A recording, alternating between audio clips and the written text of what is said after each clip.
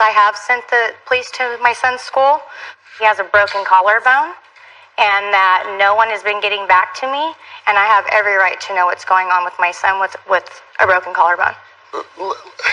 Let me ask you guys a couple of questions in general, okay? Yes.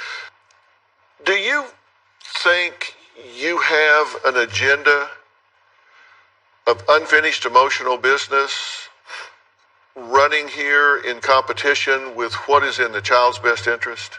No, there's no emotions unresolved.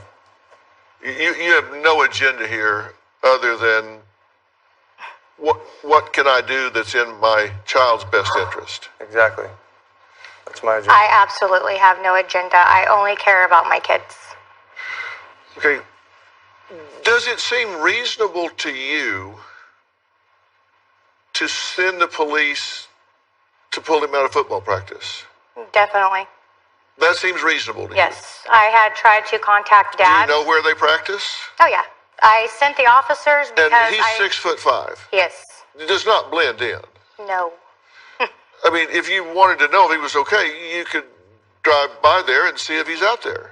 But because of what is being said, this constant, I'm in the town that they live in, this is why I don't go down there. And because I told my son, I had texted him that day, and I had also been calling, and I said, listen, I do not want to come down to your school and embarrass you and pull you out of class so I can physically see you.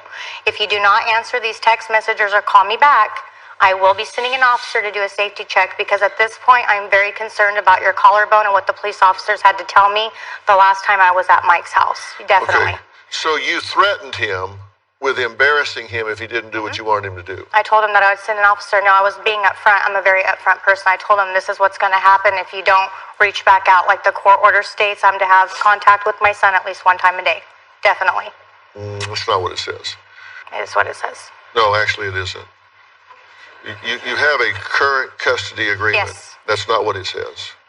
The one that before we had went to court this last time, it did say that, and that's what I was referring to with Mike and to Mike.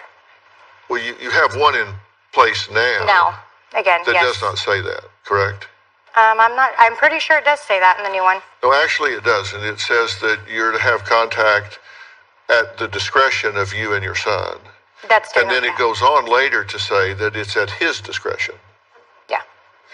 And then it goes on to say that if you make a phone call, that it's endemic upon the parent with whom the child is at the time to have that phone call returned within 24 hours. Yep. Okay, so that's a breach on his part if it isn't done, not on your son's part. Yes. But you think it's reasonable to, because you're acknowledging, I know this is going to embarrass you, but I'm going to do it anyway. At this point, I'm just done dealing with it. My hands are up in the air, and if I have to involve CPS or law enforcement, then I'm going to do that, because I feel at this point I've been left with no other options. Mike says that Christie's reopened a $139,000 back child support case against him purely out of spite. Christie claims she had no choice. Well, is this a deadbeat dad? Well, let's find out after the break.